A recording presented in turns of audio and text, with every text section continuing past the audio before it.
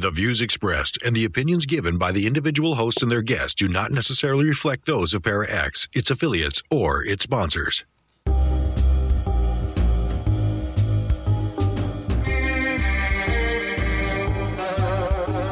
Step outside of your comfort zone.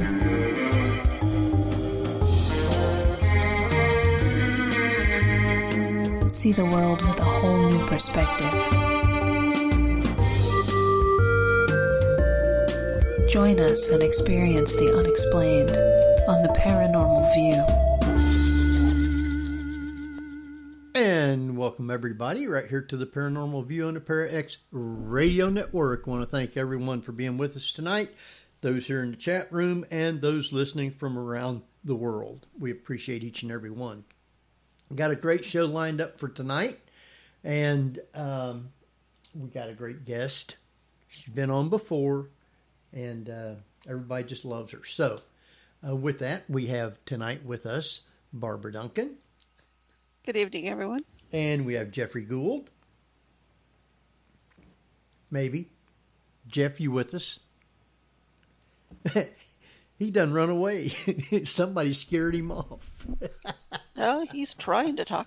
Oh, is that what it is? I don't know why. He had that problem last week, too. So, anyway, if Jeff would come on.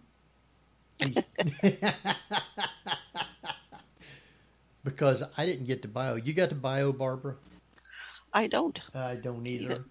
He did not send it to me. Ah, Jeff. But she's been on before, so... Oh, great. I'm breaking up already. Oh, there you go. There all he right. is. Go for it. Jeff, you on now? He was in second. Come on, Jeff. You was on. Say something. He's breaking up. Okay, go ahead, I can't Barbara. talk. Okay. Well, she's been on before, folks. A very lovely lady, a published author of both books, and I believe she has a tarot and oracle deck. Please welcome back to the show, Llewellyn author Deborah Blake. Hi, thanks. Do I have to introduce myself now? Oh, because I can do that. So yes, I have 12 books on modern witchcraft with Llewellyn, and the Everyday Witchcraft Tarot deck, and the Everyday Witchcraft, the Everyday Witch Oracle deck. Plus, there's a mini tarot for those of you who like cute.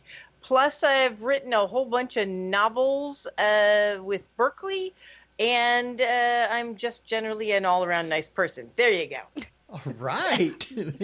Well, welcome back. Thank you. Yeah, tonight. And we're also saying that you're also thawing out from a major snowstorm up in the Northeast. I am. I live in upstate New York, and we got 29 inches of snow where I am. And just as we were sort of starting to bounce back from that, it got down to -9 last night. So I'm ready to move pretty much anywhere else. Who's going to take me in with my four cats? It's a shame I sold my big house. Florida's looking good. Yeah. Yeah, the Northeast is very beautiful. It has all those lovely trees turning color, during the fall and whatever. But then it gets they're all really white now. That's their color now, is white. Yeah. with ice all over it. Yeah, we got some. We really got slammed. This one, and we don't usually get them this early in the season. December, you might get a few inches of snow. Mm-hmm. That's not unusual, but yeah, this was a doozy. It was, yeah. And I follow this thing called the French Toast Alert, which is out of Massachusetts. And the French Toast Alerts go by slices, and it was up to 4 slices. Wow. I hope there was bacon with that. That was my comment to him, is like, how many slices of bacon goes with Exactly. that? Because, Well, my plan is actually to reward myself with bacon tomorrow morning because I survived it. yeah. I think everybody deserves French toast and bacon tomorrow. Oh, I think that sounds like a darn good plan. Yeah. Darn good plan. Wow. Jeff, you make it back on yet? No. Still not Nope, there. it says he left. He's been beamed up by the mothership. I believe that. Well, all those monoliths, somebody was bound to get abducted. Yeah, eventually, yes. Tonight, though, we want to talk about, everybody talks about Christmas, and they talk about Yule, and we want to talk about what's the difference and what is Yule. Well, Yule is actually sort of the origin of Christmas, although, obviously there are some major differences. Yule is another name for the winter solstice, which is on or about December 21st every year. This year it is Monday, this coming Monday. It is the I'm sure that was Jeff. You just said "arg." I feel like that a lot. It's a pirate holiday. So it's a very worldwide holiday. I mean, Yule is one particular name for it. It tends to come from Europe, but the winter solstice is celebrated all across the world because it is an astronomical phenomenon besides being a spiritual thing. It is the shortest day and the longest night of the year. And one of the things that I find so fascinating about it is that many of the traditions that most of us associate with Christmas actually are derived from Yule or from the way the winter solstice was celebrated around the world. And I didn't actually realize that until I became a witch and a pagan, because I was brought up Jewish, and so I honestly didn't pay a whole lot of attention to the Christmas stuff. In my house, we didn't have a lot to do with that, and it wasn't until I went out into the world and became a witch that I went, wait, a lot of this stuff sounds a lot like Christmas. And all of my pagan friends went, well, duh. So yeah, many of the traditions of Yule are going to sound really familiar when I start talking about them. First of all, because it's the shortest day of the year. After that, the light starts coming back more and more every day. And so the holiday celebrates the return of the light, the return of the sun, S-U-N, but still, it's a little familiar, right? And it's celebrated traditionally by bringing greenery, including a tree, into the house to symbolize the life in the midst of death, basically. Everything else around you, especially if you live in upstate New York, pretty much everything is dead except the evergreen trees, which are still out there and doing really well.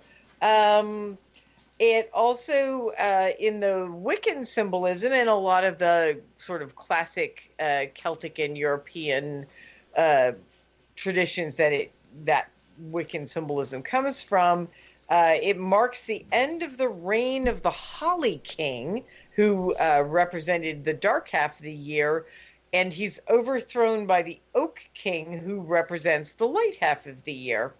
And the interesting thing about the Holly King is he was usually depicted as, this white-haired, plump guy with a beard. Any of this starting to sound familiar? Interesting. Yeah, to me, it's really cool because it sort of demonstrates the way a new religion, which, Christianity doesn't think of itself as a new religion, but when you look in the span of humanity, it is sort of adapted and adopted some of the parts of an older religion into its own. Mm-hmm. You brought about the Christmas tree part of it. Now, what about the Yule log itself? Because I'm fascinated by that. That is something was celebrated a little bit differently in like it was a Swedish custom. It was generally a sort of European custom, and it was done a little bit differently depending on where you were. But what they would do usually is they'd cut a hunk of log, and they would usually decorate it. Sometimes they would. It probably originated in Norway, but at the height of its popularity, it could be found across Europe. A whole log was brought into the house, and of course, that was back in the days when people heated with this gigantic fireplace, so you could fit a whole log into it. And it was burned to bring prosperity and protection to the household throughout the year. It was sometimes decorated beforehand. It might be something like my group, Blue Moon Circle. We one year created a Yule log, which one of our members was very handy. And so what she did is she drilled holes into a hunk of wood, a nice little piece of log. And we put candles for each person who was in the group. And throughout the year before Yule, it would spend a month at everybody's house, and they would decorate it and they would add something to it. And then when we all got together for our traditional Yule dinner party, which, needless to say, we're not having this year, we lit those candles to celebrate the fact that even when we weren't together, we were all part of one big thing. And traditionally, they would burn most of the Yule log and save a little bit until the next year, and then light the old Yule log and start the new Yule log off of it to sort of symbolize the continuity of one year to another. And there is a fun kind of Yule log. One of our group members made a cake that's called a Yule log one year, which is chocolate rolled around cream. And I got to tell you, that to me is the best kind of Yule log. That was definitely, yeah. Well, okay, if it's Norwegian, then that would explain how Scotland got a hold of it. Mm-hmm. Well, the thing about Europe is it's really small. We don't think about it because it's all these different countries, but Norway and Britain and Scotland and all of these places were not very far from each other. And so the Nordic traditions and the Germanic traditions and the Celtic traditions had a lot of crossover because they really were, you could pick them all up and put them in New Jersey. Well, all right, not quite, but it's, and I don't know why you'd want to do that, but nonetheless, it's all of these people traveled back and forth and exchanged traditions. I'm going to get letters. But so there was a certain crossover from one country to another country. Yeah, they said definitely. They said that the Yule log was a Christmas-tide tradition. The log was used for the fire, but there was some other Yule traditions. They had the Yule goat, Yule boar, and the Yule singing also. And don't forget Yule Brenner. Yule Brenner, yeah. Make her stop. I don't believe that Yule Brenner had anything to do with these holidays, but I could be wrong, and he's not around to ask. Well, I'm sorry, I got completely distracted. So yes, Yule traditions. Well, if you listen to carols, Christmas carols, they talk about the Yuletide Mary, because a lot of the traditions that came over to the New World, where we live, came from Europe, and they celebrated Yule there. The funny thing about Yule as a holiday in Europe, and actually initially in America in the New World, was it was actually a party holiday. It was raucous, and it was banned for a while because they thought it was like too rowdy, which I just think makes it sound all the more fun. But they talk about people going a wassail. There's that Christmas carol. We will go a wassailing, a la la la la la. Yeah. So the wassail was a drink. Well, it still is a drink. We've made it, which had usually a fair amount of alcohol in it. And what would happen is this is where the tradition of caroling came from. People would go from one house to another house, and at each house they would sing a song, and the reward for singing the song would be they would be given a drink. And then they would go to the next house and they would sing a song and they'd be given a drink. And you can imagine that by the time they hit the end of town, the wassailing was pretty wild. And so, so that is where that comes from. I'll bet nobody will ever listen to that wassailing carol the same exact way again. Yeah, that's what it was about. And the Yule goat and the Yule boar today, we consider it as a ham right. for Christmas. Yeah. So we still incorporated those traditions, I guess, over into our Christmas season, you might say.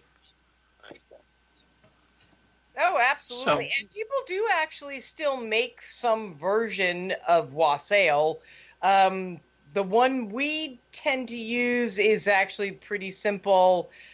We take cider, we add red wine, usually some spices like cinnamon and allspice and those kind of, sort of hot mulled cider spices. Some people take a slice of orange and stick some cloves in it, and then you heat it up. Now, in the old days, they would heat it up with a hot poker. I hate to be a party pooper. We usually used a crock pot. And it was a lot easier than the whole hot poker thing. Oh, yeah. Some people would, in fact, instead of red wine, use whiskey, which would explain the drunken singing. And probably, in Europe, they used whatever was the alcohol that they happened to have, most common in their area. But you can make it without the alcohol. You can just heat cider and put the spices in it and have a children-friendly wassail. That's the way to do it. Okay. Jeff, are you on yet? I'm hoping I'm on. I'm actually trying the new phone. How does it sound? Oh. Yeah, you're Okay. sounding okay. Yay. Okay, cool. I'll have to listen to the playbacks to see how it says, because I know when I used the other phone during a show once when I was house sitting down in San Pedro, the audio was awful on the playback, so hopefully it sounds better. Oh, no, this is good. Well, Yep. It sounds fine to me. Yeah. Yep.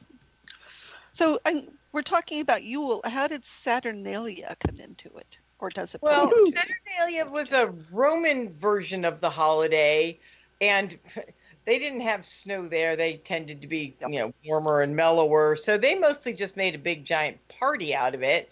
And their version celebrated, as one might expect from the name, Saturn, the Roman god. And again, it was pretty much a big old party.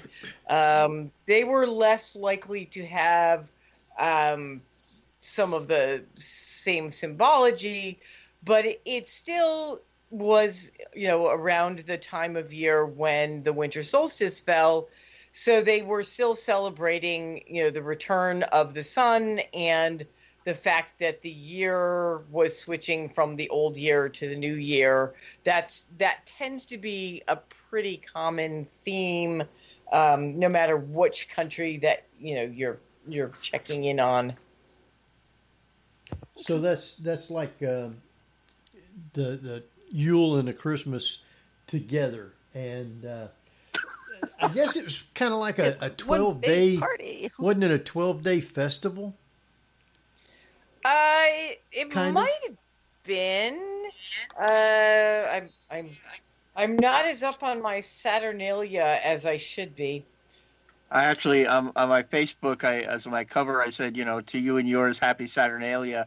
And it was like a Renaissance painting underneath of not quite a Bacchanalia, but pretty close.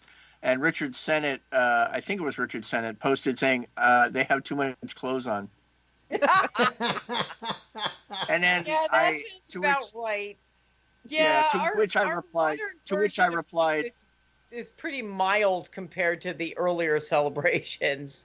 Yeah, but I replied to him, I'm sure that if you were to ask them, they would give the shirt off their Bacchanalia. Yeah, you figure that if people understood what really happened under the mistletoe, they wouldn't have it in the house. Well, the Jews must have known one thing or another. Yeah, I think they did. So when did the winter solstice start? It always started on the 21st. Of December? Usually, thereabouts. You mean when did the celebration start? Or when did it? I mean, the solstice is a phenomenon. It's an astronomical event. So did they celebrate the 12 days leading up to that? Oh no, the solstice is 1 day, and as far as they can tell from everything I've read, it has been celebrated pretty much for all the time that there has been, reasonably civilized people, and by reasonably civilized I mean that come together at all. The solstices, the winter solstice and the summer solstice, are some of the most ancient observed holidays or days in the calendar, if you want to call it a calendar, because they didn't actually have this calendar at that point. But because they were something that apparently could be identified by even the most ancient peoples, there are indications that the winter solstice and the summer solstice have been celebrated pretty much as long as there's been any kind of civilization. And probably pre-civilization.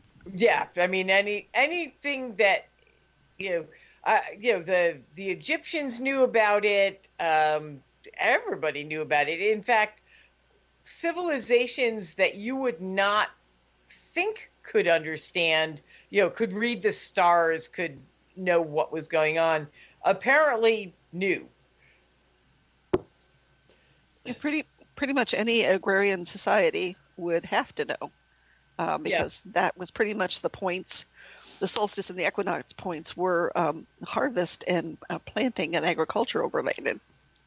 So. Absolutely. In fact, one of the things that was traditional for the winter solstice or Yule was, in Europe at least, they would usually cull the herds.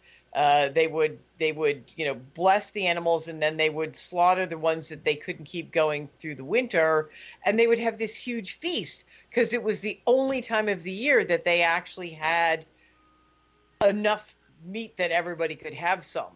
And then they would preserve what they could preserve of it, and it would slowly dwindle down until they got to the end of the winter when everybody was eating twigs and leaves. Yeah. Well, that's some fiber in your diet. Yes. So that's pretty much why Christmas is at this time of the year.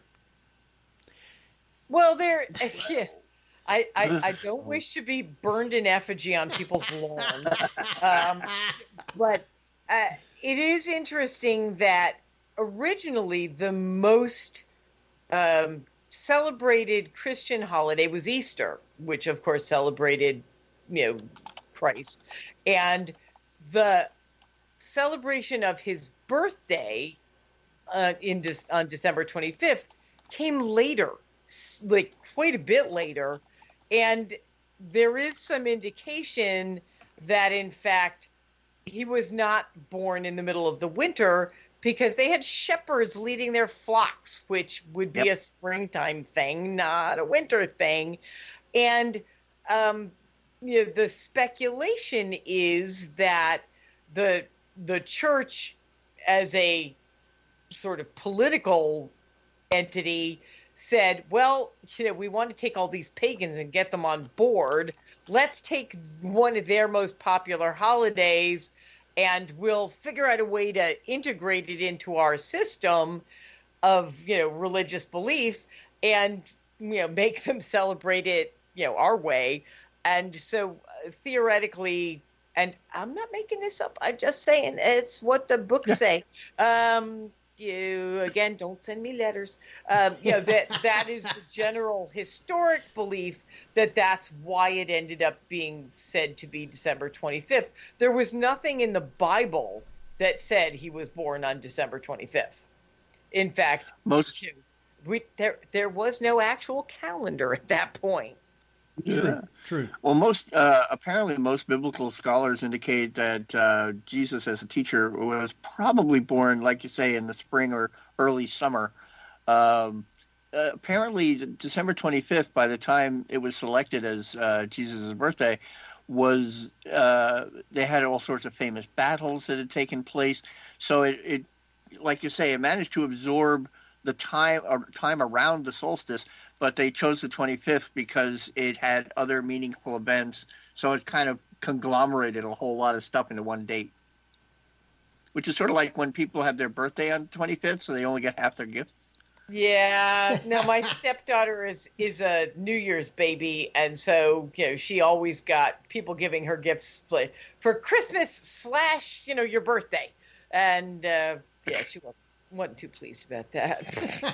Really? My mother's birthday is the original Memorial Day, May 30th, and when she was growing up, she always thought the parades were for her.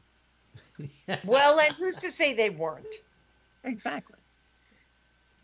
Well, one of the things that I always found really fascinating about the symbolism of Yule and the symbolism of Christmas is that in the cycle that we call the Wheel of the Year for pagans, the goddess and the god go through various changes, and the goddess starts out in the spring as a young woman and the god as a young man, and then in the summer they get married and they have a baby, and or she gets pregnant, and they have this whole fertility thing.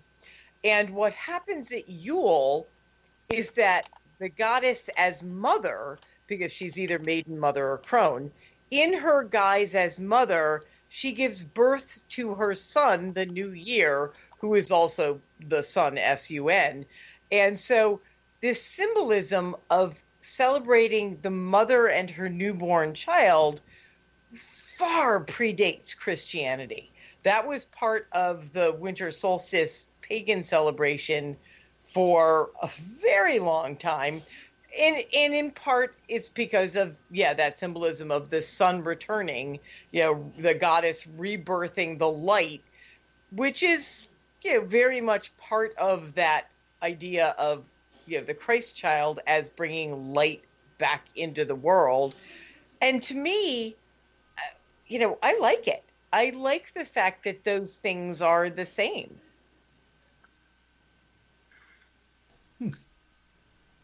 It would make sense that even in the days when it wasn't politically correct to be pagan, you could privately, should I say occultly, celebrate within the confines of the religion simply by intent. You could go to church and go through that, but still observe the pagan tradition. Well, and, it's interesting because, I run an artist cooperative shop in my real life when I'm not writing. And one of my artists was talking to me the other day. He's not particularly religious, but he's sort of scholarly. He's studied religious things a lot. And he was telling me that in many sort of, the Catholic part of Christianity, that the Mary, who is not a goddess, she's just a mom, but that most people prayed to Mary. They didn't pray to God. They didn't pray to Jesus. They prayed to Mary as mother to help them. And, I thought, well, gee, that sounds familiar, because I pray to the goddess all the time. But yeah, he said, people do the rosary. They do it to Mary. They're not asking, the stern father for help. They're asking this mother figure. And, I think at Christmas, you see all these beautiful, beautiful pictures of her, as mother with her newborn child. And I think that symbolism can be found in every culture going back a very long time. Plus, the Mary statues are often in the open-handed goddess position. They are. Well, there's goddesses and there's goddesses, and they're all good. Well, I also noticed that back in the day when the churches were trying to absorb local pagans, was to build their massive structures where the pagans would meet for their Sabbaths and rituals. And they're like, there's a big building where we used to meet. And they're like, oh, come on in, and such like that. But a lot of done purposely. They basically found the sacred spaces where people had been gathering for eons and built a church on top of them, so that the only way you could go to your sacred space was to go to their church.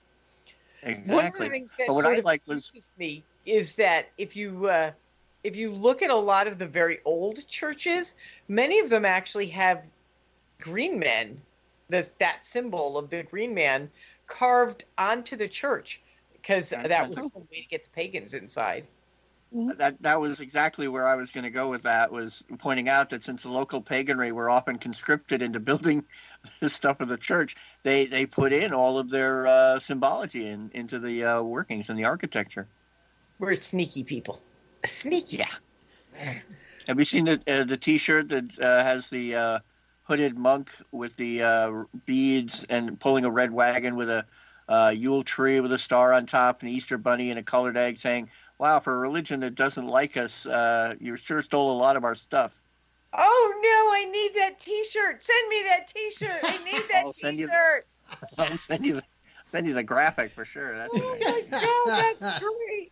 Well, and that is true. Yule is not the only holiday. The winter solstice is not the only holiday that Christianity co-opted.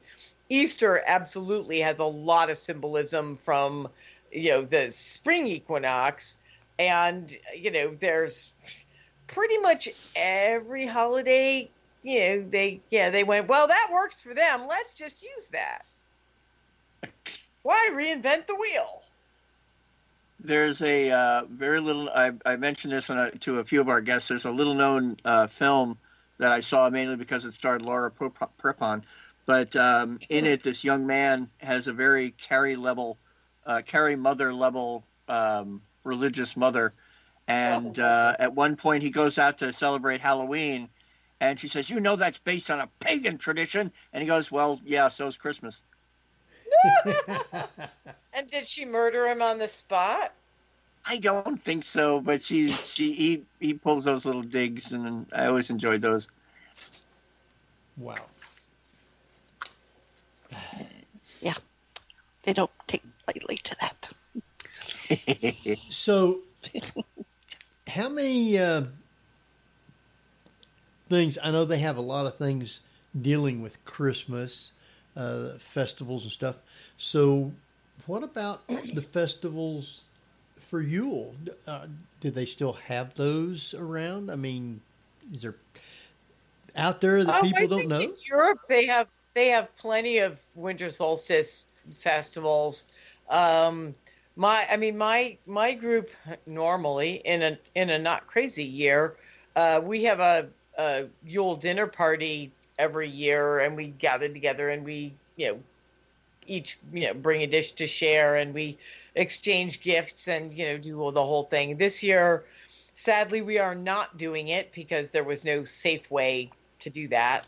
And so we're gonna pass, and we will do it next year. And instead, what we decided to do was we pulled names, and everybody's gonna send one gift to one person, and then on Yule we'll open them all up as if we were together.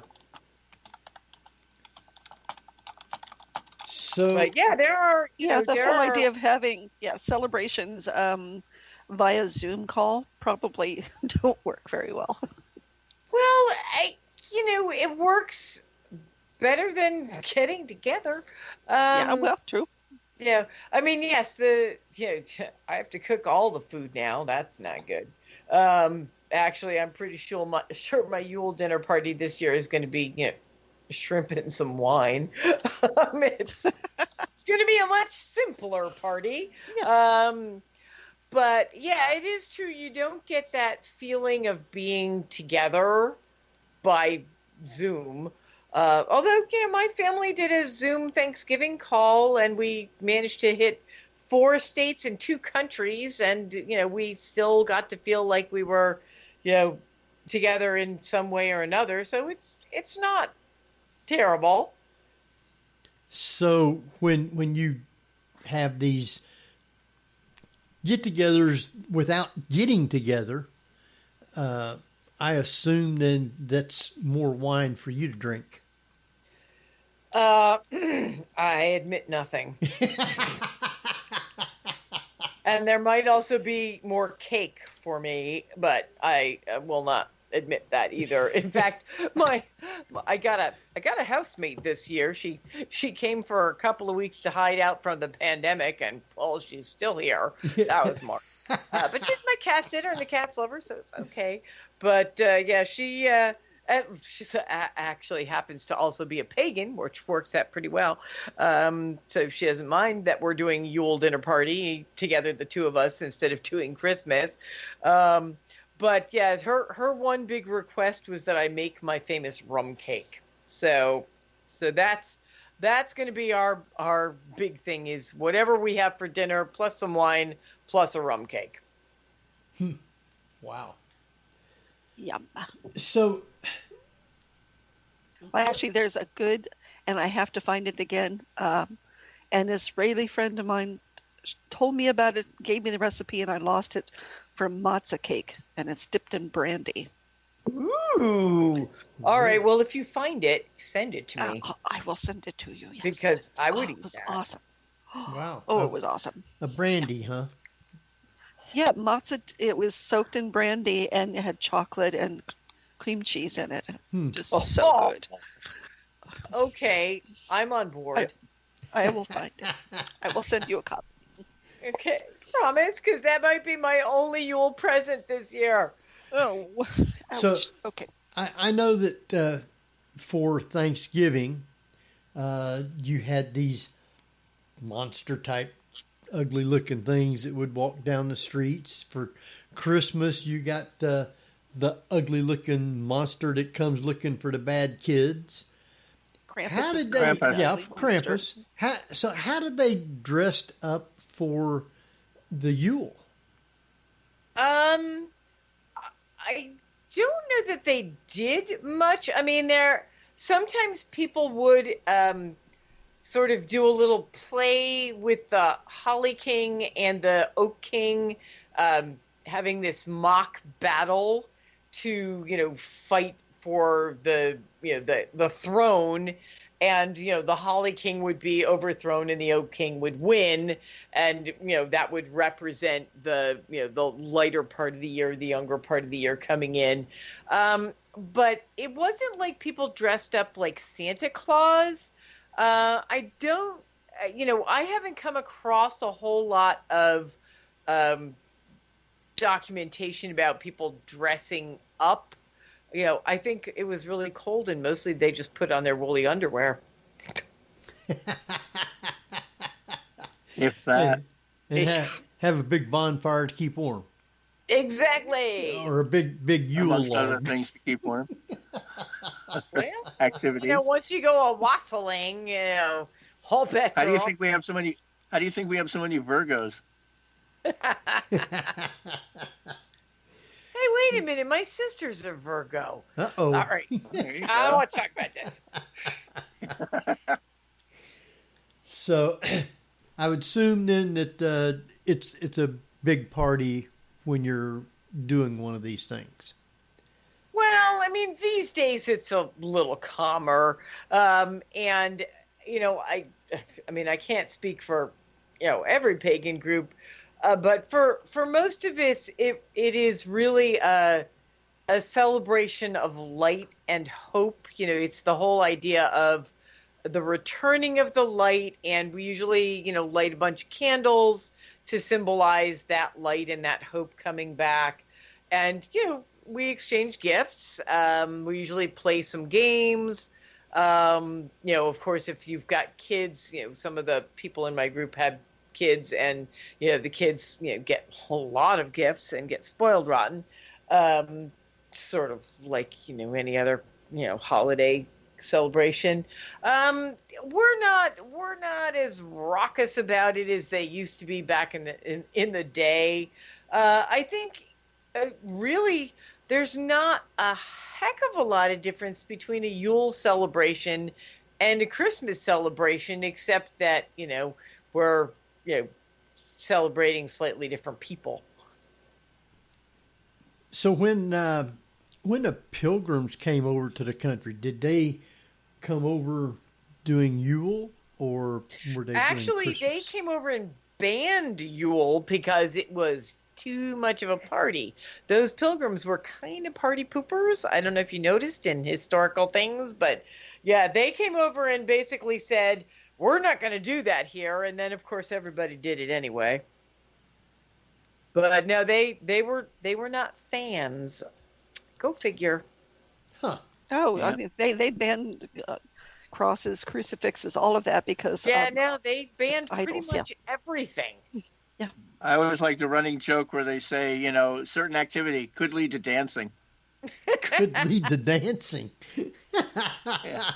Can't have that. Oh, heck no. That is funny.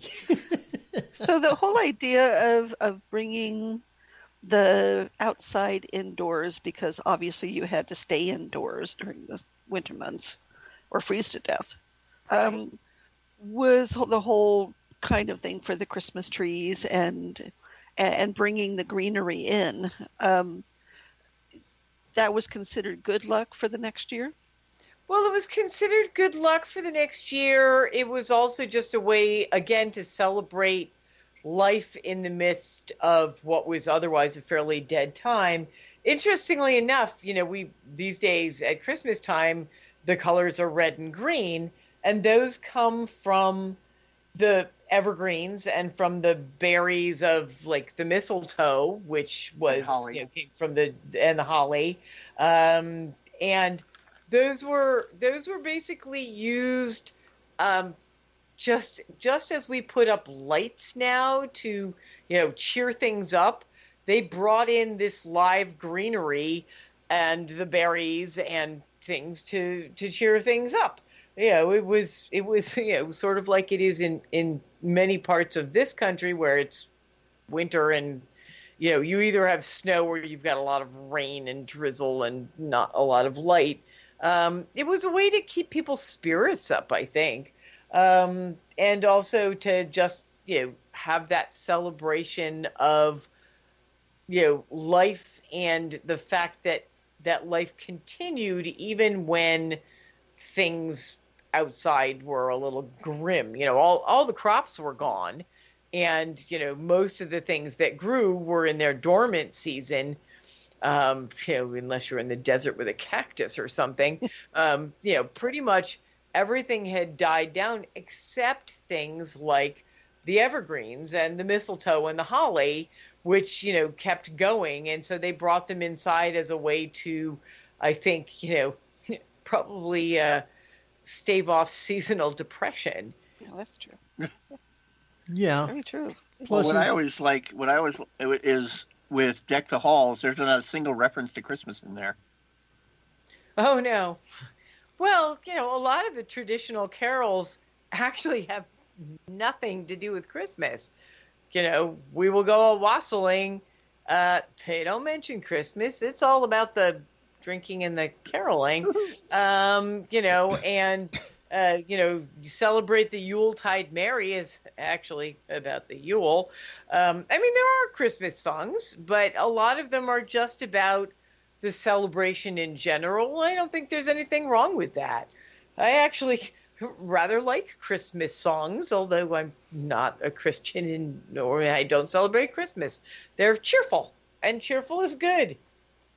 Yeah, that's where people goes out caroling in groups, and it's the same thing. They go out singing the songs and go around.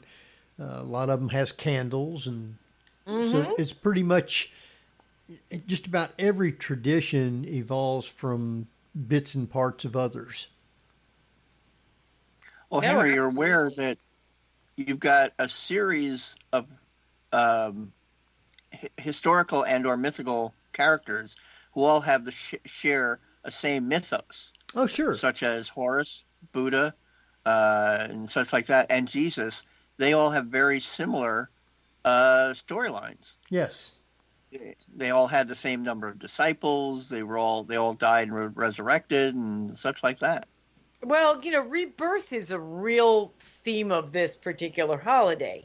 That's the infant God is reborn after having died, usually at the harvest time. Just the God was sacrificed for the good of the harvest and for the continuation of the land and prosperity, and then he was reborn, at the solstice.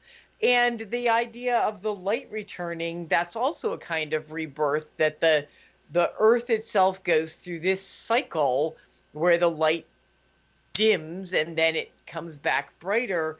And even if you look at Hanukkah, which of course is, based on a Jewish calendar and is not specifically related to,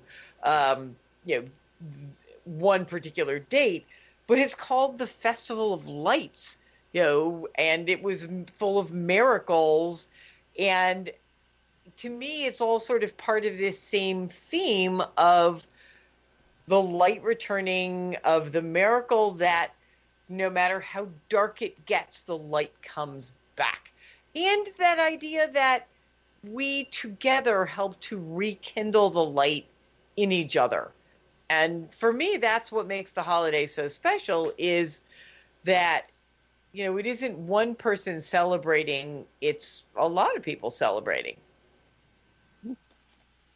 And the one tradition that always amazed me that I haven't seen come back yet was originally around Christmas time was a time when people told ghost stories. Yeah, apparently, it's funny you mentioned that. I was reading an article just the other day, which I sort of stumbled across by accident. Oh, no, it wasn't. I was on, I think it was the Magical Buffet blog, which is a wonderful, wonderful blog. You should have Rebecca Elson on to talk to you because she's terrific. She has this blog called The Magical Buffet, and she's very into Krampus. And so she was talking a lot about him. And apparently, ghost stories started out being more of a phenomenon of the solstice, the winter solstice, and they decided it was too depressing at that time of year when everything was dark. So they sort of shifted them to Samhain, to Halloween, and, went with that whole idea, in Samhain, it's all about the veil being thin between the worlds and you can speak to your ancestors. So, yeah, apparently there was a lot of creepy stuff that happened at the solstice time. And that's the first I've ever heard of that. I had no idea. I felt like I was really missing out. Oh, well, good. Well, yeah, A Christmas Carol was the perfect ghost story. Oh, that's true. Yeah. But it was Christmas, and it was those three ghosts that always showed up, and it made sense that it was a holiday tradition in that you wanted people to reflect their behavior for the past year and maybe change it. Yep. Right? Mm-hmm. So, Can we bring that back this year? could we? Yeah. I'm not saying any people in particular. I'm just saying in general. Uh-oh. I'm glad I'm not That on we that could list. invoke those 3 ghosts? Yeah. Yeah, let's do that. That'd be a good idea. Take and send me her information, and I'll see if we can get her on.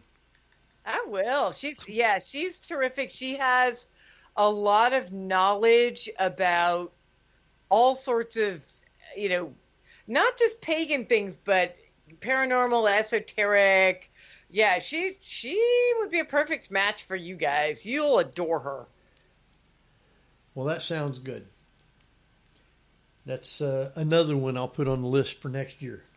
There you go. I was going to say, well, that's a long time away, but that's like a week and a half. Yeah, it's not very long now. I have completely lost track of the date, the time, I don't know where we're at. This year, I don't know. Yeah, it's just kind of like all of a sudden everything run together and you wake up one day and, wow, where'd it go to? Yeah, it was a very strange year. A very strange year. I'm not. Yeah, but the story. Yeah, but the script writers wrote in the murder hornets and completely didn't do anything with them. Well, I'm sure they'll come back in another episode and we'll be like, oh, them, we knew they were going to show up again. Yeah, but what's going to happen with the season finale? God's help us. Oh, please. I'm like hanging on by a thread as it is. Don't you give me any ghost stories now. No scary stuff. Oh, you don't want none? Well, I love collecting. I love collecting and reposting images on Instagram. And one had a historical photo of somebody having found this crystal dagger that was like so many thousands and thousands of years old. And somebody posted a reply saying, keep that handy for the season finale of 2020 for when the dead come walking. Oh, yeah, no, the zombie apocalypse is really the only thing we haven't hit yet. So I'm figuring, December 27, December 28. It's gonna, zombie apocalypse. That's my bet for the end of the year.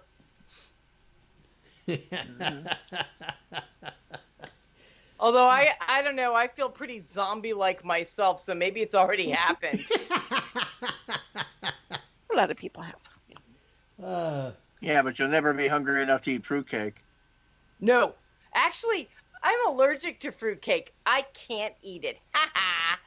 Yeah, nobody can. I don't think it's designed for actual human consumption. Yeah, no, those preserved fruits that are like they have sulfites and crap in them, they actually will like kill me. So I have a medical excuse not to eat fruitcake.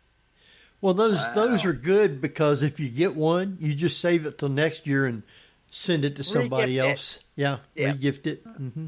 Yeah. I hear they make great doorstops. I was just going to say, you keep stealing my jokes. I'm sorry, I said all your best lines. Here, I'm just going to be quiet for the next hour, and you can talk. I think that probably works best anyway. It's past my bedtime. But wait, what tradition are you? Or were you trained in, or both? Sort of a vague... my high priestess, who I learned from, had been taught is sort of a more specific tradition of Wicca. By the time it got down to the group that I was in, that I was learning from her, she did sort of a generic Wiccan. It wasn't any particular kind of tradition. And I, at this point, am pretty eclectic. I'm more likely to call myself, a witch or a pagan than a Wiccan. I mean, I do have definite Wiccan leanings, but I use a little bit of this, a little bit of that, and I don't follow any real particular tradition. A lot of them were designed for groups that had, a high priest and a high priestess, and my groups, got me. So, so we just sort of wing it. Oh, okay. Okay. Well, usually eclectic works pretty well. And of course, usually the term Wiccan tends to be used even if it's not 100% applicable, because the word witch outright tends to have bad PR. It does, and that's actually, ironically, one of the reasons why I'm sort of using it more is where, there's a number of us in the pagan community are trying to sort of reclaim that word as a more positive thing. A lot of us use Wiccan because it's something that the average person has heard of. If you say you're a Wiccan, they're like, oh, okay, they're weird, but I get it. If you say you're a witch, they tend to get confused and go hide under the bed, which, mind you, is okay with me. I like confusing people and making people hide under the bed. Everybody needs a hobby. But yeah, it is a sort of a tricky thing because a lot of people don't really know what you mean when you say witch. There's a lot of misconceptions, mostly brought about by, either religious propaganda and or Hollywood. Oh, God, yeah. I mean, I tolerate the Hollywood representation that, which instantaneously means telekinetic and stuff like that. I'm like, well, not really, but it's goofy and fun and brainless, and just check your brain at the door and all that. Wow. Well, are you trying to say I'm not telekinetic? Uh-oh. I don't know how telekinetic you are. Don't make me reach through the internet and turn over coffee. He's got enough problems with his sound now. Yeah, now something's going to go wrong with it and you're going to blame me. Well, I've got my words up. Actually, my own training was a combination of Celtic and Stregoria. Oh, cool. Celtic east. and Italian, that's an interesting mix. Well, my first teacher indicated that he was at someone's home, and I don't know if she was Spanish or Italian, but they were trying to explain. I guess it would have to be Italian because Spanish is brujo. But he pointed out, they were trying to explain to like the elderly grandmother what my teacher was. And finally, Vinny just goes, Strego. And she goes, oh. And she knew exactly what that meant. She was perfectly fine with it. Because some of those, pardon the expression, old country places are a little open-minded to the old ways and the old religions. Well, most of them never gave them up. It's sort of interesting to me that in a lot of, again, the more European countries, they... Or even in some of the American things, they have no problem doing both. Like, in Ireland, they've got the goddess Brigid and the Saint Brigid, and they celebrate them both equally, and they don't see any issue with that. I think if you would ask them, they'd say, well, yes, and. And certainly there are some, depending on what your background is, there are probably some traditions that are much more what we would consider to be pagan, but for people, they're just part of their family history and part of the family traditions, and they can still be Christian or whatever else it is they practice at the same time. Yeah. Wow. All right, I think what we're going to do is take us a quick break and be about 5-6 minutes, something like that. So, good bathroom break. Give you time to do that. Just remember, your microphone is going to be live, so don't say anything or else just mute it till we come back on, and you'll hear me talking when we come back on. All righty. So, with that, Jeff, you want to take us out? Yep, you're listening to the Paranormal View on para-x.com with your hosts Henry Foister, Ceiling Cat Barbara Duncan, and myself, Jeffrey Gould, with tonight's excellent guest, Deborah Blake. Blessed be. So stay tuned for more of the Paranormal View after the break. Whether you're listening at home, at work, or anywhere, thanks for making Para-X part of your day. Your source for everything paranormal, Para-X. And welcome back, everybody, right here to the Paranormal View on the ParaX Radio Network. I want to thank everyone for being here tonight. Those in the chat room and those listening from around the world, we appreciate each and every one of you. Tonight we got with us Barbara Duncan. Maybe. Barbara. Nope, I'm here. And we got Jeffrey Gould. Hello, hello. Deborah did indeed fall off. Oh, good. Okay, I think I'm back. Am I back? Yeah, you're back now. Yay. That's normally Skype kicking me out. I guess it kicked you out by missed me. Ah. And we got our great guest, Deborah Blake, with us. And want to thank you for being on with us tonight. And speaking of guests from around the world, Barbara, where do we have guests at? Whoa, tonight they're coming in from all over the United States, the United Kingdom, Canada, and Brazil. Brazil? I don't Cool. remember having Brazil. Have we had them before? I think so. It's been a while, though. But welcome for Yeah, it has been tuning a while, in. Yeah. Hello, Brazil. Yes, sir. Thanks. Want to talk a little bit now. You've got I don't know, it's about 12 books on witches. Do you do anything as a witch to prepare for the new year? And this new year is a whole lot different than probably years in the past with COVID going on. Yeah, well, what I mostly did was cancel all my plans. That's, which is pretty much what a lot of other people are doing. I was supposed to have a Yule dinner party with my friends, and we canceled that. I was supposed to go to a couple of conventions, canceled those. Actually, they all got canceled on me, but I wouldn't have gone anyway. The things I'm still doing are I have a Yule altar. I have an altar in my living room which I change for the seasons, and I put my my winter solstice goddess doll up there, which was made by an artist years ago. And I have a couple little sheep next to her on one side and a wolf on the other side to sort of represent the two sides of the season, and some candles, of course. So I put that up as usual. What I did a little bit differently is I usually put some fairly minimal decorations up inside my house when my group comes over for our Yule dinner party. I put lights along the walls, and I hang some swags with evergreens and juniper berries and that sort of thing. And I really wasn't in the mood this year. It was, to be honest, I wasn't going to do anything. I just was sort of bummed out by the whole thing.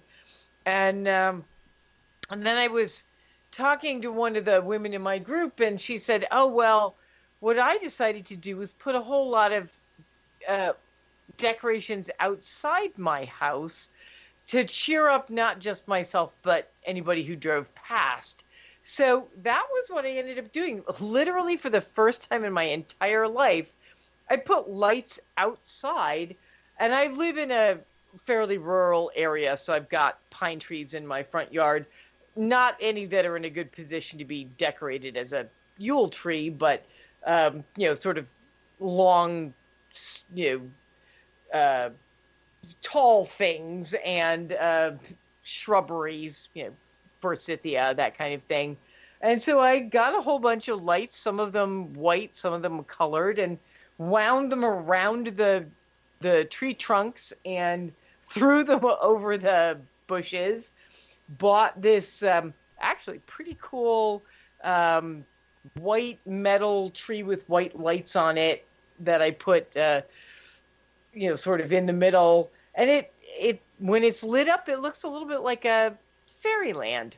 And so that was what I did this year to sort of brighten things up a little bit. Other than that, to prepare for the coming next year, Mostly I'm just sort of praying that it's better. I think we all are. Yeah. Yeah. Yeah. Well, we talk a little bit about the fact that Yule is usually the winter solstice, which is an astronomical event. This year, we were talking earlier, we have that lovely Jupiter-Saturn conjunction Oh, on yeah. the same day. So, I mean, how does that change it? And does that reflect in ritual? Well, I think anytime you've got a day that is already special, that is already magical and powerful, and you add in something else that's magical and powerful, like we had a full moon that had an eclipse on it. Now, you couldn't see the eclipse where I live, but the energy from the eclipse is still there. So it's, if you're going to do magical work, if you're going to do anything, that sort of calls on the power of the universe, having those conjunctions, having those extra special power boosts can only help. Mm-hmm. So, for witchly advice to the non-witches in our listening audience, how would you suggest that they recognize and observe this time, Yule time? My favorite thing is the absolute simplest, which you can do no matter what your spiritual path is. And it's not expensive. It doesn't take a lot of fancy equipment. I light a candle. That's, to me, that is the most basic, simplest thing to do. And it is something that's done in pretty much every tradition and every culture. You light a candle and you send your wishes out into the world, into the universe. You can send out a wish for peace. You can send out a wish for health and prosperity. Health this year, obviously very important. Protection. You can send out just that light. The act of lighting a candle puts a tiny little bit more light into the world, which, we could use all the light we can get right now. So that's my simplest piece of advice is light a candle, say a prayer if you are a praying kind of person, or just put your energy out there in whatever form feels comfortable to you. If you want to call on, God and Goddess, or if you want to, light it for, Mary or whoever else, appeals to you, just put a little bit more light in the world. That sounds like a good idea, no matter what time. Oh, yeah. Mm-hmm. But don't set that. your house on fire. Don't set the house. That would be 2020. The best joke in the world is somebody was saying, it applies to candles too, but they were saying, never ever charge your crystal in the daytime in the window. Right. And people are going, oh my God, is it bad luck? Does it ruin the crystal? She goes, no, you're liable to set your house on fire. It's a prism. Yeah, that's right. It'll concentrate the sun. So everybody's saying, don't ever fall asleep with the candles on. And you're like going, what is it? Some sort of, subconscious thing? And it's like, no, you're going to. No, you could set your house on fire. Yeah. On fire. All that can happen. And I'm sure. Yeah, well, cheap and or I have practical. to say, this year has made me even more absent-minded than usual. I'm less likely to remember things like blowing out the candle. So, we laugh about this, but this year, unless I'm doing something fairly short, which I'm planning to, start by lighting the candle and end by lighting it, blowing it out, I've actually started using a lot of battery-powered candles. They have some really nice ones out there now. They'll run for days, and the worst thing that'll happen if you forget to turn it off is the battery runs out. So yeah, if you're having a hard time remembering things, use a battery-powered candle. It's A-okay. There's some lovely lights out there now that you turn them on and they look like flame. They really have upped the technology. It's in fact the ones that I've been using, the outside of the candle actually has a waxy consistency. I don't know how they do it, and they actually have a light. The part of what the battery does is it makes this tiny little thing like a flame move back and forth as if it were flickering. They're cool. They're really pretty neat. And so that's if I want to do something where I'm going to leave a candle burning overnight, I will use a battery powered one instead of a real one because, well, for one thing, I have 4 deranged cats, and I do not trust them not to jump up on the altar and go, "Ooh, look, fun, flames." So you only have 4 cats, or just 4 of the ones you have is deranged? No, I only have 4, and they're all deranged.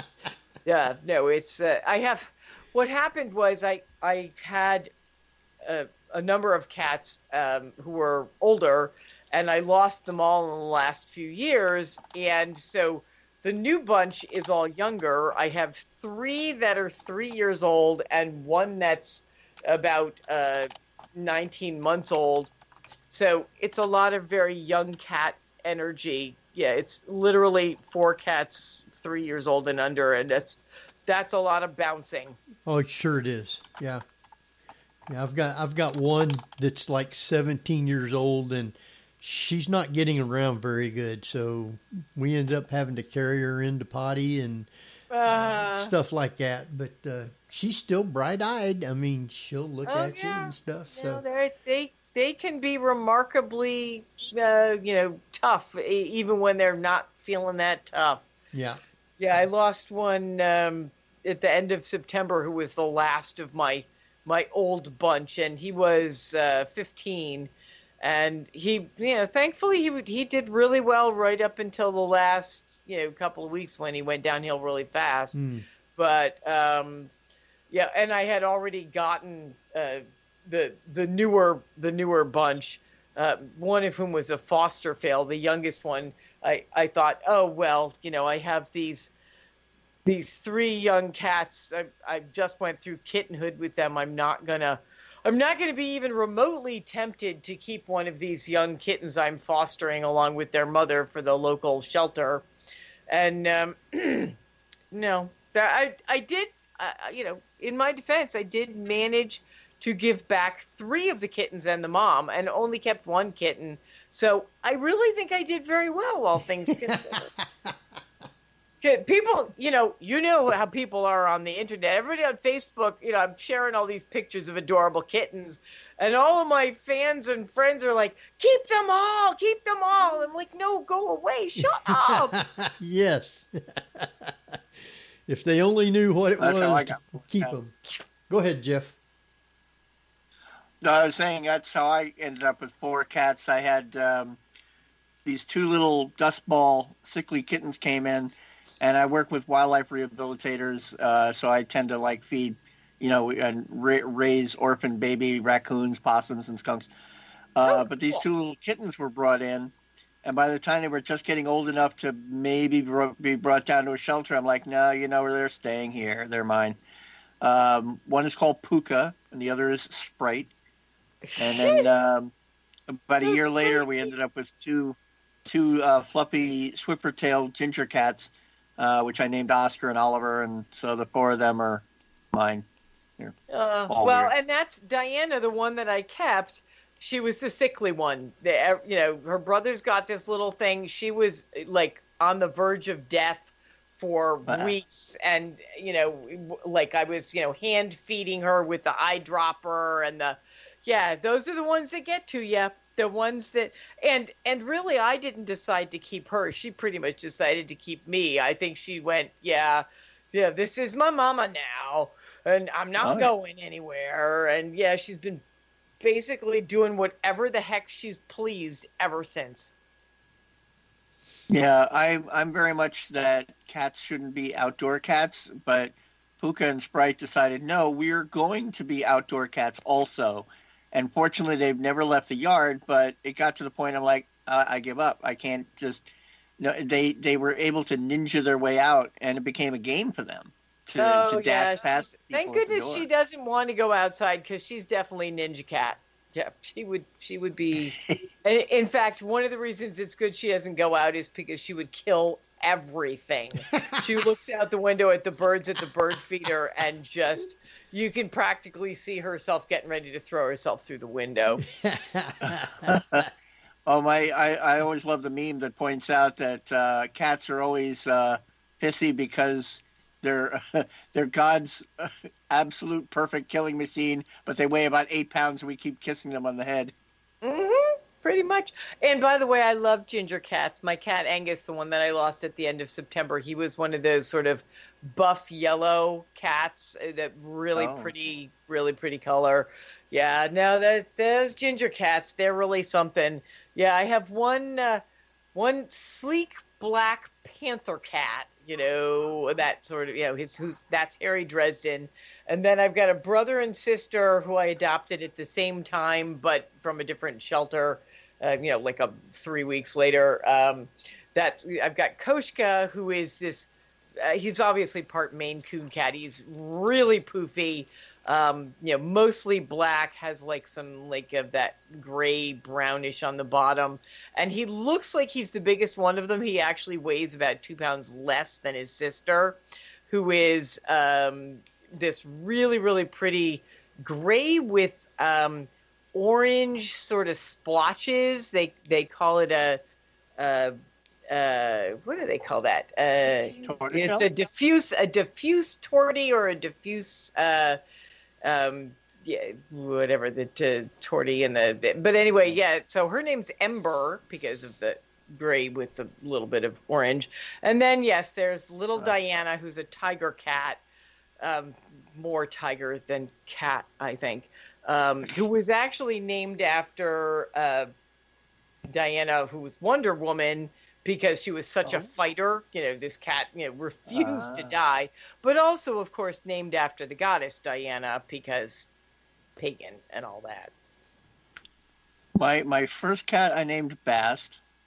My second cat, and we also had Isis and Marigan and Freya. So, in fact, I see a theme here. Exactly. But for some reason, when these were all like young adults rescues, but for some reason, when Puka and Sprite came, nothing deific came up. And I thought, well, I guess you're more elementals, kind of, I guess. So I went with Puka and Sprite. Do tell you their names. You don't actually get to pick their names. The ones I lost, I had Minerva, who is the mama cat, and my cats Magic and Mystic, who are her children. And of course, Magic's quite famous for having co-written many of my pagan books. And Magic was black and Mystic was gray, and I tried things like onyx and agate, and no, that didn't suit them at all. And it turned out that no, Magic was Magic and Mystic was Mystic. And Angus was actually named after Angus Mac, who was a minor Celtic deity. I just came across Angus's photo on your Instagram, and I thought that's so cool, because we had a little Scottish Terrier neighbor dog named Angus when I was growing up. Yes, well, the true secret about Angus was that he was partially named after Angus Mac, who's this Celtic deity, and partially named after MacGyver, whose first name was really Angus. So, but shush, don't tell anyone. Yeah, hey, he was a god. He was the god of duct tape. God of duct tape. He was a god of Scotch tape and pencils, duct tape, and paper sugar clips. gum. He was a patron god of office supplies. There you go. pretty much. Hey, as a writer, that's very suitable. If I didn't have office supplies, I'd be in big trouble. Now, I don't know if there's a patron god of laptops. Is there a patron god of laptops? Because there really should be. Oh, you got one that does that? Wants to be on your laptop? All right, we're going to have to do some research before we get together the next time and find out who the patron god of laptops is. Wow. I didn't know that. Well, I'm sure if they ever figure it out, they could always do rituals Skype clad. That's awful. Awful good, really. It's excellent. It's Skype clad. I'm going to have to steal that and pretend I came up with something that clever on my own. Well, you have it on tape. It'll be on the internet forever. You know, luckily for you, my memory is so bad that, 10 minutes from now, I will have forgotten you said it, so I can't really steal it. If I don't write it down right away, it's just gone. Yeah, that's what I was going to say. 10 minutes from now, after we get off, you'll be, what was that he said? Yeah, he said a clever thing. What was the clever thing? It's something to do with MacGyver, right? Yeah, no, it's very bad. Yeah, that's what happens when you have a co-host that's a Taurus.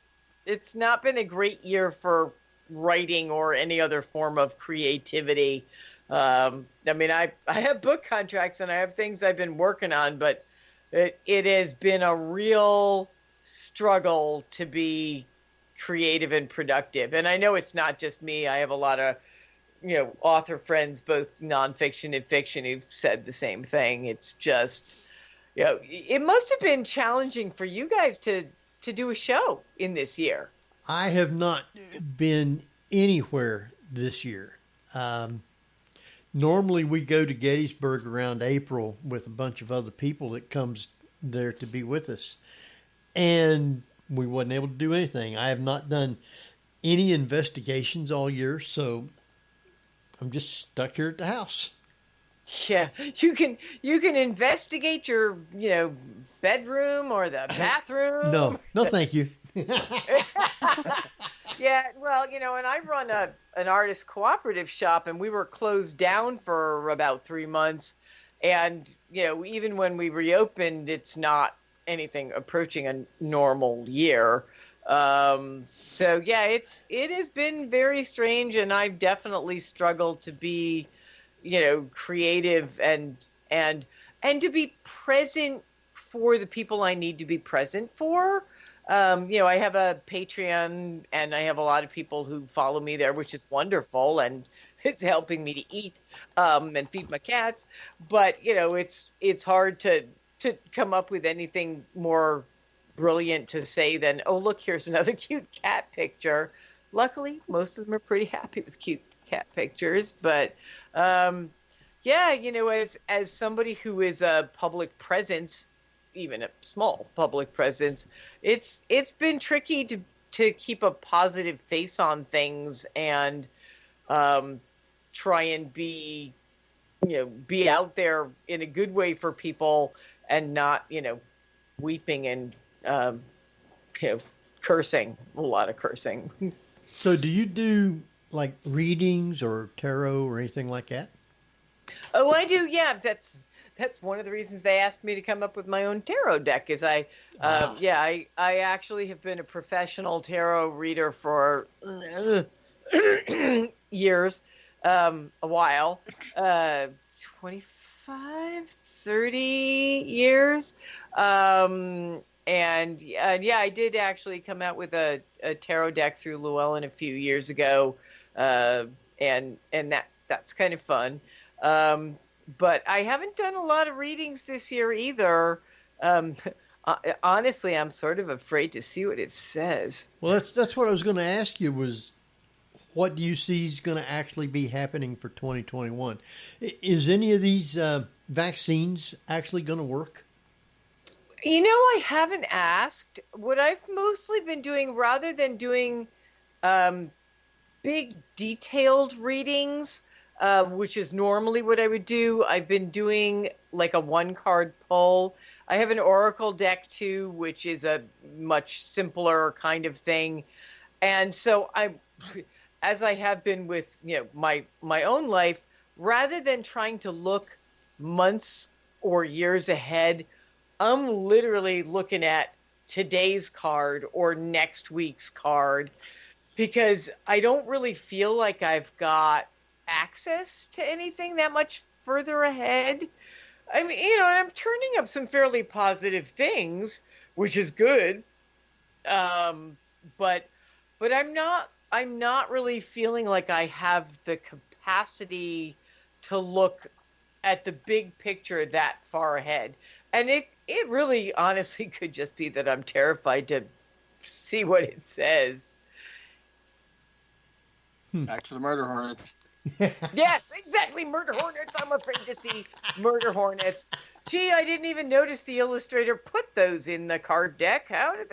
Really? come from?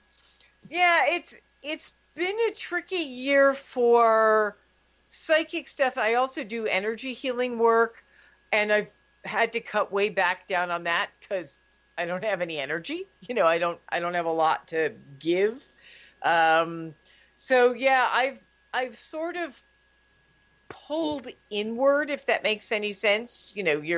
I have left my house to go to work, but other than that, psychologically, I haven't gone anywhere, and I feel like my world has gotten much smaller, and that's, I guess, how I've been coping, is by not trying to push those boundaries very far, because I guess I partially don't trust my own ability to come up with an accurate reading.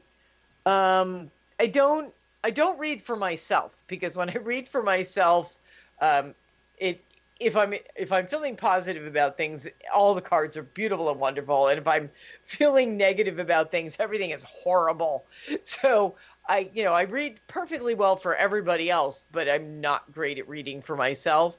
And this year, I guess it all feels kind of personal.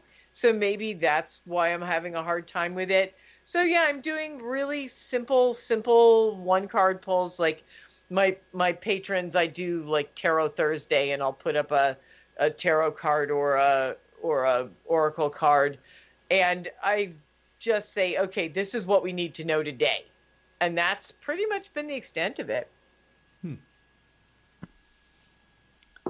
I was wondering whether this type of year people would be a little bit more curious as to what was going to happen, and it would cause an increase for psychics and tarot readers, just due to the uncertainty of it all. You would think that would be true, and maybe it is. I haven't seen that. What I've seen is more people looking for magical solutions. Like I also have an Etsy, which I mostly ignore, but I do sell signed copies of my books, and I make jewelry and I put that up there. And I also have magical kits, cool carved boxes with all the things you'd need to do, say, prosperity magic or protection magic or love magic. And as soon as the pandemic hit, I saw this huge upturn in people wanting to get the magical kits. And I don't know if it was just because they were home and had time and energy to devote to learning something they hadn't really explored before, or if they felt like this was the time they really wanted to move in that direction. I've never actually asked. But yeah, it was, I did see a shift, but it was, and I did see, a lot of people buying the tarot decks and things, signed, they like to get the signed ones, which is wonderful. But, some of that may have been that if they were stuck at home, they finally had time to do their self-exploration. Yeah, and this time of year too, it's kind of that way. I mean, there's all sorts of folklore and tales of this is the time of year when you throw apple cores into the fire or into the water, to find out what your future is going to be, regardless of that. So, it's interesting that people are seemingly going back to that. And I think a lot of times people just want to kind of have some control.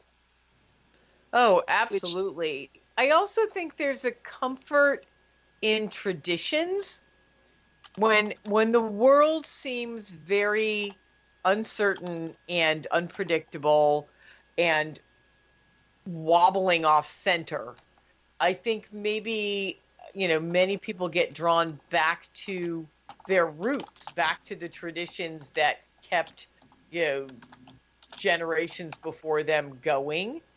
And so there may be some of that, or else, they had an interest and never, found the time and energy in their daily lives to explore it. And all of a sudden they had all this free time because they weren't going anywhere.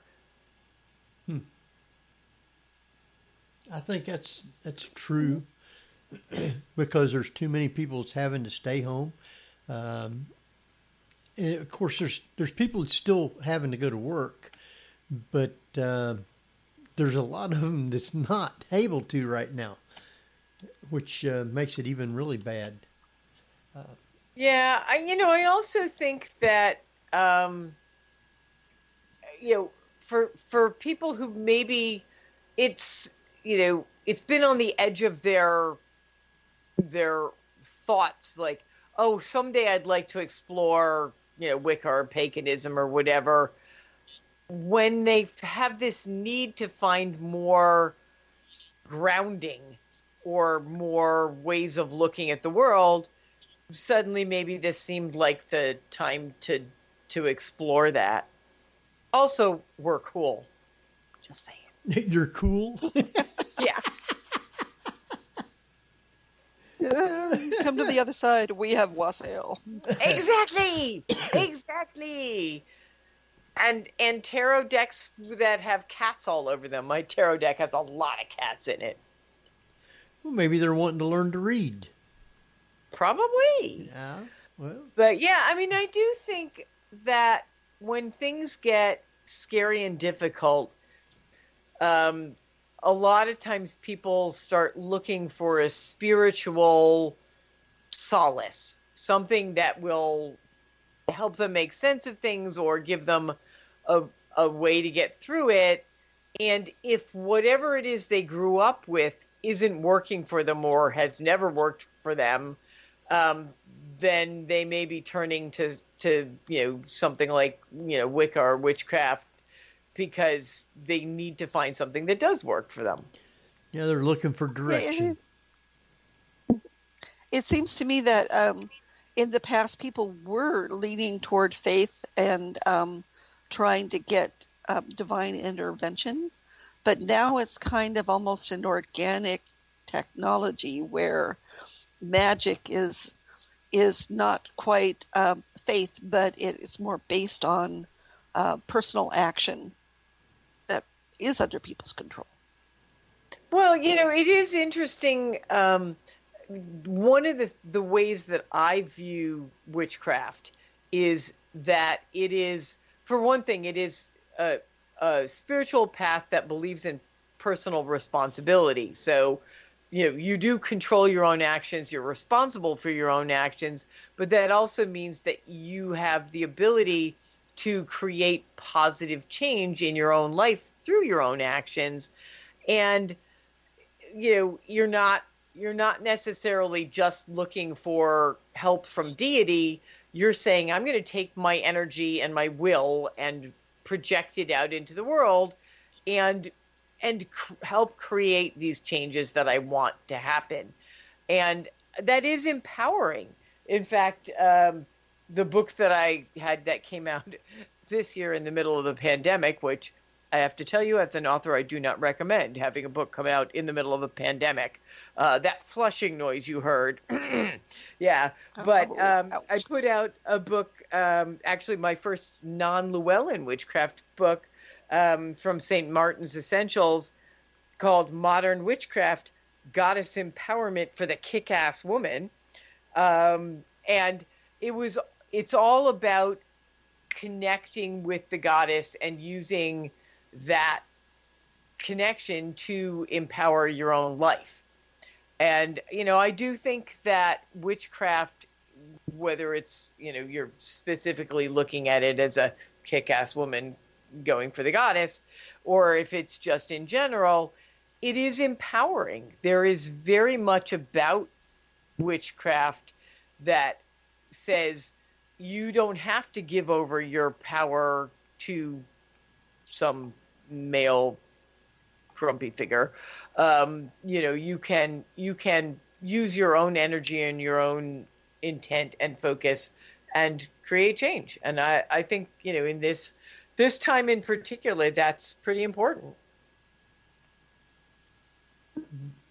Oh, very much so. And well, for people who are whose ears perked up, you have magic kits. Yeah. And where can people get them? Okay, so I have an Etsy shop. I think you can find it if you just put in my name, Deborah Blake. I also have links on my website, and I occasionally post links on Facebook and things.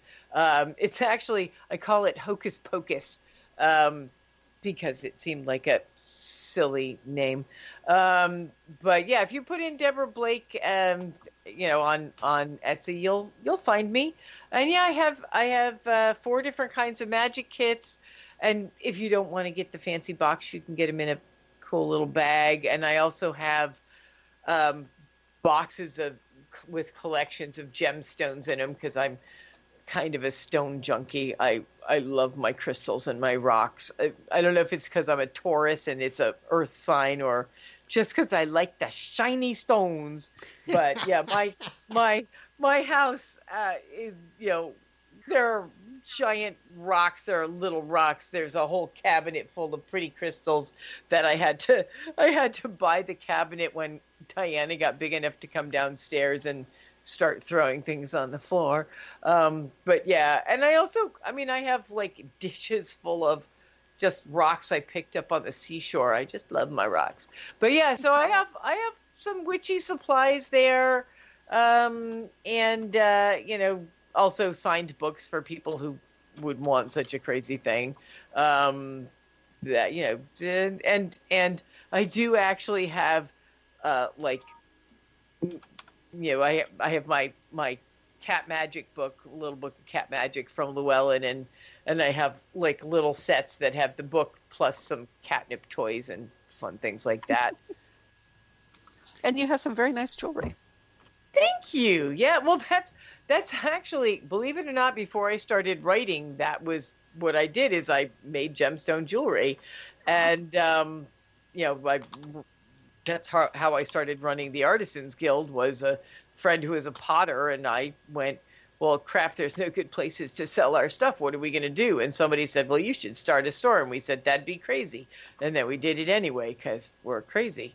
But yeah, so I have gemstone jewelry, and most of the stuff that I post on my Etsy is the sort of pagan themed things, but I make things that aren't pagan-y for regular people. And I do have a few cute ones that have cats on them for regular cat people. But yeah, I do a little bit of everything. That's probably why I'm so tired. And you do have some very affordable holiday special goodie boxes. Yeah, I try. I'm not going to get rich off of any of the things that I do. I run a not-for-profit shop. I'm not going to get rich off of that. The pagan books are not. There are no rich pagan authors. We are not any of us. Tom Clancy. We do it because we want to share our knowledge and put something positive out into the world and make a little bit of money. But yeah, I like to put things out there that'll make people happy, and yeah, it again helps buy the cat food and the cat litter, but they're also sort of fun to create, and everything that's there, I purposely put my energy into it. When I make a piece of jewelry, it's blessed and consecrated because I put my energy into it, and the magic boxes have my energy in them, and so all of those things have that extra little boost, hopefully. Now, of course, it's getting a little late in the season for gifts. If you ask the post office, the odds of them getting to you on time are not good. especially if you want them for Yule, which is Monday. But I've been sending things out, and they seem to be getting to people in a reasonable time. And you can always, if you want to get a gift from me through my Etsy shop, just tell whoever you're getting it for that it's on its way, and it'll be special, worth the wait. And if she keeps acting up, you might get a free Diana in it. Uh-oh. Well, we do have a comment in chat that your tarot deck was her first tarot deck. I get that a lot. It's actually a wonderful thing. It makes me feel so great. People are really loving the tarot deck. Now, part of it is because I have a brilliant illustrator.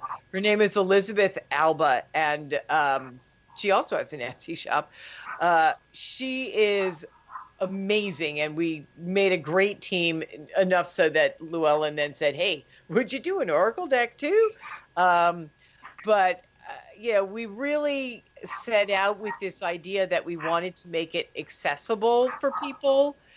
That's sort of the theme of my books. That's why many of them have Everyday Witch in the title, because I want my work to be easy to read and accessible, and something that you don't have to study for weeks to understand chapter 1. And one of the women in my coven had been saying for years that she really wanted to learn tarot, but she kept looking at sort of the basic Rider-Waite deck, which is what I used to read for many years, and she just couldn't get it. She couldn't get into it. It's got a lot of sort of old esoteric imagery that doesn't resonate with people these days. And so I tried to come up with something that would be easy to use and yet still have that sort of classic feel. And I've had a lot of people tell me that they had been trying to connect with tarot for years, and my deck was the one that finally worked for them. And that's the best feeling ever. Do I hear barking? Yeah, that's probably Jeff. Yeah. Okay, because I'm like, okay, I'm having that stroke now. But yeah, the Jack a lot of people was great to work on. It was probably the most fun project I have ever done in all of my career. Was that the Everyday Witch Tarot? We just had a blast working on it. Go ahead, Barbara. Well, I was just going to say you bring up a very good point about the older decks, especially the Rider-Waite, which everybody started off on. But it is rather old symbology, and it's great to be able to bring some more of the 19th and 20th century into tarot.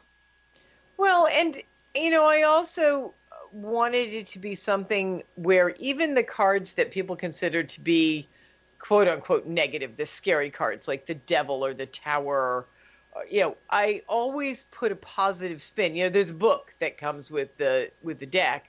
They actually made this really great box that closes, and it's got the cards and the book, and it's very neat. I love it. And the book is full color, which is really unusual.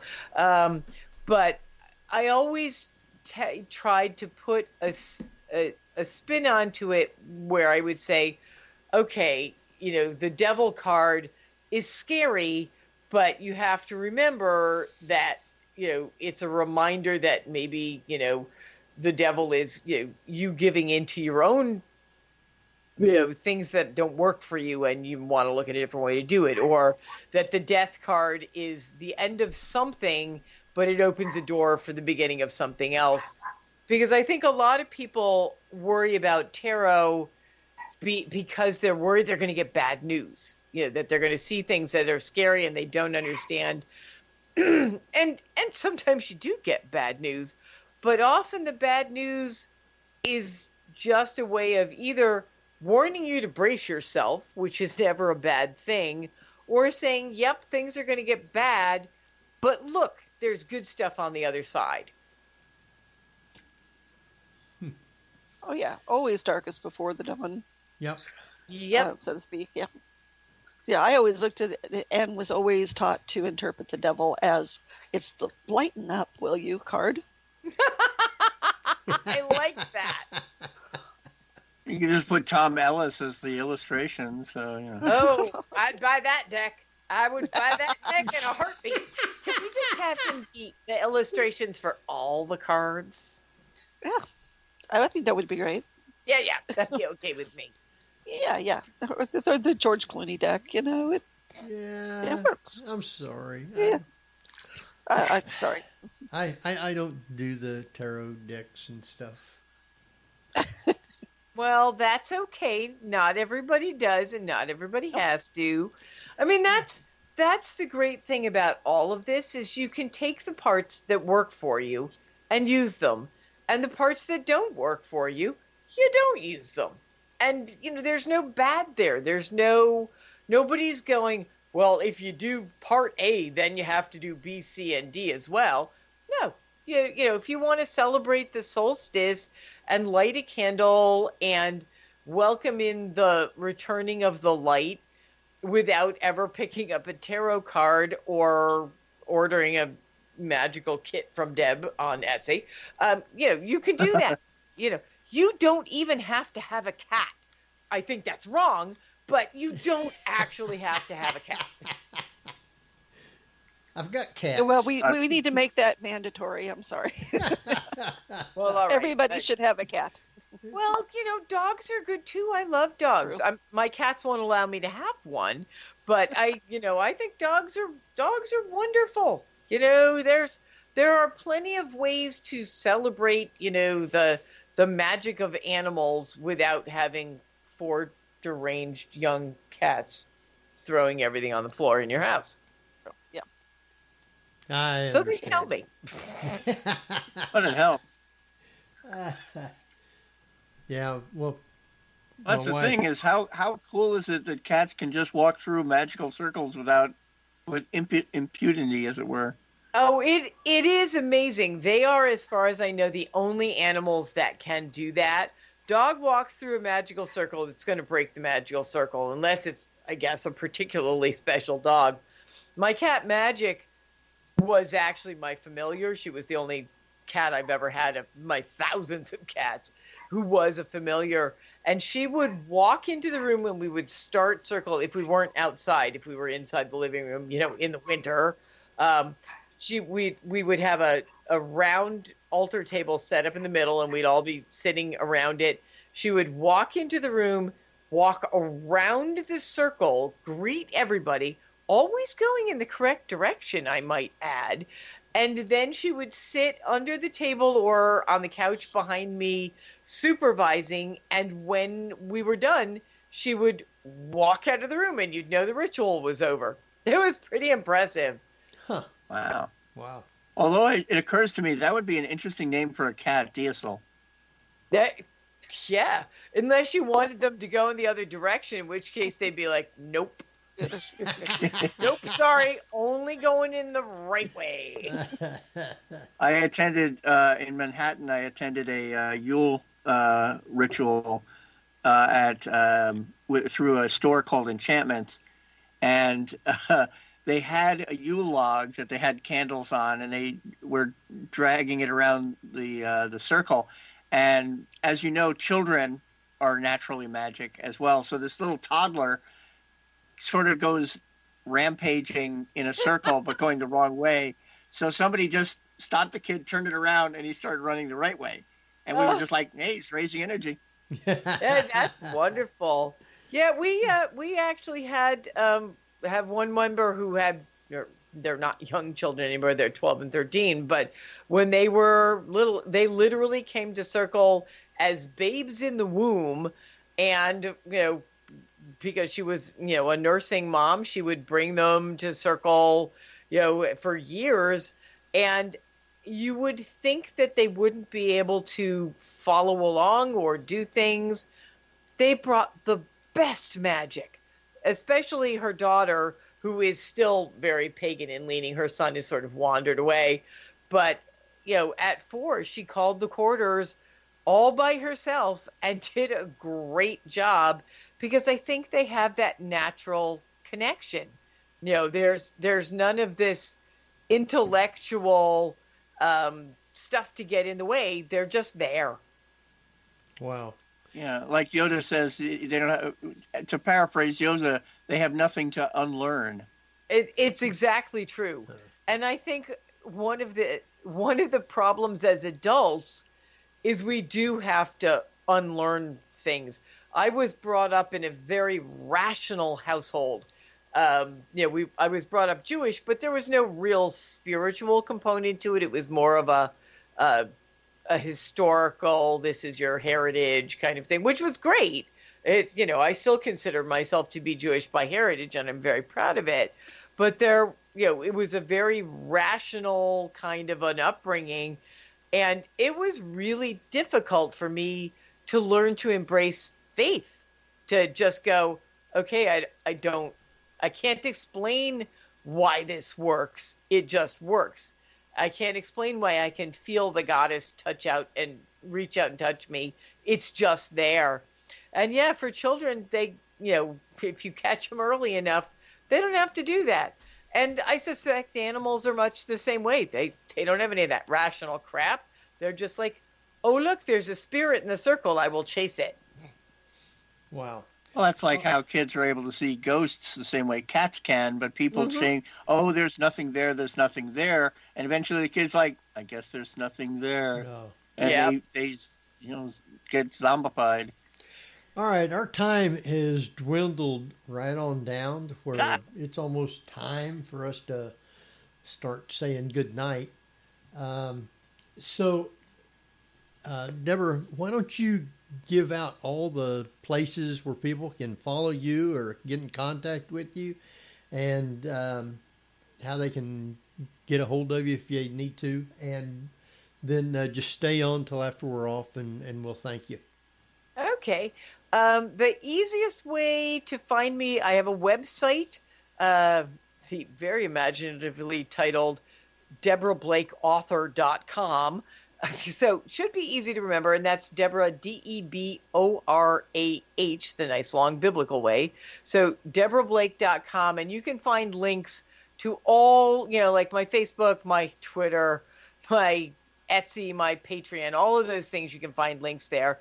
I am on Facebook as DeborahBlake.com. Deborah Blake on Facebook. Also, I have an author page, Deborah Blake Author, on Facebook. On Twitter, I am, wait for it, Deborah Blake.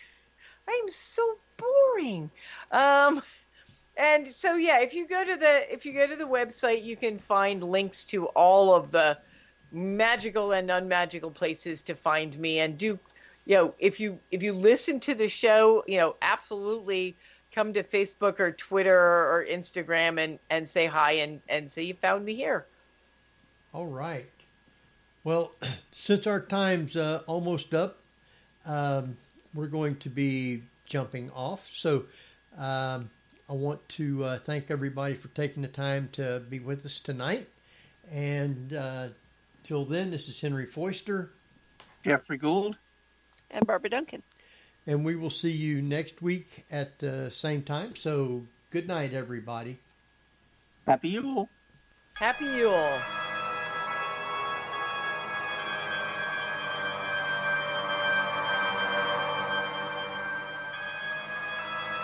You've been listening to the Paranormal View on the ParaX Radio Network.